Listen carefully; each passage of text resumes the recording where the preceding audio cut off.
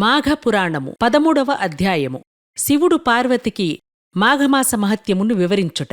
కుతూహలుడై దిలీపుడు మరలా ఇట్లు ప్రశ్నించెను. మహాముని, ఈ మాఘమాస మహత్యమును ఇంకనూ వినవలయునడి కోరిక ఉదయించుచున్నది. కాన సెలవీయుండని ప్రార్థించగా వశిష్ఠుడు ఇట్లు చెప్పసాగెను. మున్ను పార్వతీదేవికి శివుడును, నారదునకు బ్రహ్మ మాఘమాస మహత్యము గురించి చెప్పియున్నారు. కాన శివుడు పార్వతికి చెప్పిన విధమును వివరించెదను వినుము. ఒకనాడు పరమశివుడు ఏకాంతముగా కూర్చుని ఉన్న సమయమున జగజ్జననియగు పార్వతీదేవి వచ్చి, స్వామి, మీ వలన అనేక పుణ్యసంగతులు తెలుసుకుంటిని. కాని ప్రయాగక్షేత్ర మహత్యమును మాఘమాస మహత్యమును వినవలెనడి కోరిక ఉన్నది అని వేడుకొనగా శంకరుడు మందహాసముతో ఇట్లు వివరించెను. దేవి, నీ అభీష్టము తప్పక తీర్చెదను, శ్రద్ధగా వినుము. సూర్యుడు మకరరాశియందు ఉండగా మాఘమాసమునందు ప్రాతఃకాలమున ఏ మనుజుడు నదిలో స్నానము చేయునో అతడు సకల పాపముల నుండి విముక్తుడొగుటయే కాక జన్మాంతమునందు మోక్షము పొందును. అటులనే ప్రయాగక్షేత్రమందు ఏ నరుడు స్నానమాచరించునో అతనికి వైకుంఠ ప్రాప్తి కలుగును. ఆ మనుజునకు మరుజన్మమనున్నది ఉండదు. 2వ రోజు స్నానము చేసిన విష్ణులోకమునకు పోవును. 3వ నాటి స్నానము వలన విష్ణు దర్శనము కలుగును. దేవి, మాఘమాస స్నానఫలము ఇంతయని చెప్పజాలను. మాఘమాసమునందు భాస్కరుడు మకరరాశియందు ఉండగా ఏది అందుబాటులో ఉన్నా అనగా నదిగాని, చెరువుగాని, నుయ్యిగాని, కాలువగాని, లేక ఏ మానవునికైనను తన శరీరంలో శక్తి లేక నడువలేనటువంటి వాడు గోవు పాదం మునుగునంత నీరున్న ఏ సెలయేటినందైనా కడకు బావియందైనను స్నానమాచరించి సూర్యభగవానునికి నమస్కరించి తనకు తోచిన దానధర్మములు చేసి శివాలయమునగాని విష్ణు ఆలయమునగాని దీపము వెలిగించి భక్తిశ్రద్ధలతో అర్చన చేసిన మానవులకు వచ్చిన పుణ్యఫలము అంతింత కాదు. అదియునుగాక మాఘమాసమంతట ప్రాతఃకాలమున నదిలో స్నానము చేసి శ్రీమన్నారాయణుని పూజించి సాయంకాలమునగాని దీపము వెలిగించి ప్రసాదము సేవించిన ఎడల అతనికి తప్పక విష్ణులోక ప్రాప్తి కలుగుటయే కాక పునర్జన్మ ఎన్నటికీ కలుగదు.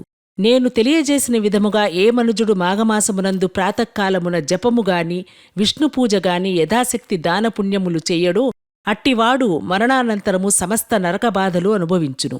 ఏ స్త్రీ వేకోజాముననే లేచి కాలకృత్యంబులు తీర్చుకుని నదికి పోయి స్నానము చేసి సూర్యనమస్కారము విష్ణుపూజ చేసి తన భర్త పాదములకు నమస్కరించి అత్తమామలను సేవలు చేయును, అట్టి ఉత్తమ స్త్రీకి 5వతనం వర్ధిల్లి ఇహమునందు పరమునందు సర్వసౌఖ్యములు అనుభవించును. మాఘమాస స్నానమునకు వయోపరిమితి లేదు. ఈ మాసమంతయు కడునిష్టతో ఉండిన 1,000,000 యజ్ఞములు చేసినంత పుణ్యము కలుగును. ఇది అందరికినీ శ్రేయోదాయకమైనది. పార్వతి, బ్రహ్మహత్యాది మహాపాపములు చేసినవారు, సువర్ణము దొంగిలించినవారు, గురుభార్యతో సంభోగించువారు, మద్యము త్రాగి పరస్త్రీలతో క్రీడించువారు, జీవహింసలు చేయువారు మాఘమాసములో నదీ స్నానము చేసి విష్ణువును పూజించిన ఎడల అట్టివారి సమస్త పాపములు నశించుటయేగాక జన్మాంతరమున వైకుంఠి ప్రాప్తి కలుగును.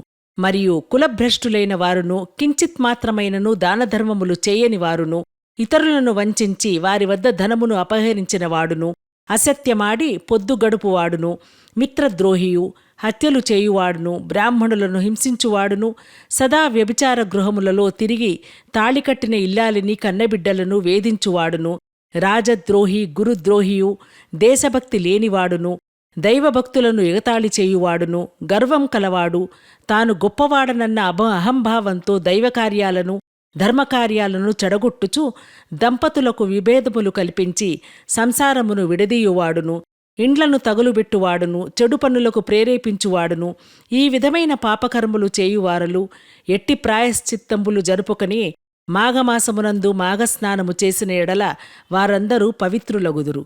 శాంభవి, 12 మాసములలో మాఘమాసము మిక్కిలి ప్రశస్తమైనది. సకల దేవతలలో శ్రీమన్నారాయణుడు ముఖ్యుడు. అన్ని శాస్త్రములలో వేదము ప్రధానమైనది. అన్ని జాతులలో బ్రాహ్మణుడు అధికుడు. అన్ని పర్వతాలలో మేరుపర్వతము గొప్పది. అటులనే అన్ని మాసములలో మాఘమాసము శ్రేష్టమైనదగుటచే ఆ మాసమునందు ఆచరించే ఏ స్వల్పకార్యమైనను గొప్ప ఫలితాన్ని కలుగచేయును. చలిగా ఉన్నదని స్నానము చేయును మనుష్యుడు తనకు లభించబోవు పుణ్యఫలం కాలితో తన్నుకున్నట్లే యగును. స్నానము చేసి శ్రీహరిని దర్శించిన పిదప అగ్నిదేవునికి సూర్యభగవానునికి నమస్కరించి నైవేద్యము పెట్టవలెను. మాఘమాసంలో శుచి అయి ఒక బీద బ్రాహ్మణునికి వస్త్రదానము చేసిన యెడల మంచి ఫలితము కలుగును. ఈ విధముగా ఆచరించిన వారిని చూచి ఏ మనుజుడైనను అపహాస్యంగా చూచినను లేక అడ్డు తగిలినను మహాపాపమును సంప్రాప్తించును. ఆ విధంగానే బ్రాహ్మణునిగాని వైశ్యునిగాని క్షత్రియునిగాని శూద్రునిగాని మాఘమాస స్నానము చేయమని చెప్పిన ఎడల వాడు పుణ్యలోకము పోవుటకు ఏ అడ్డంకులు ఉండవు.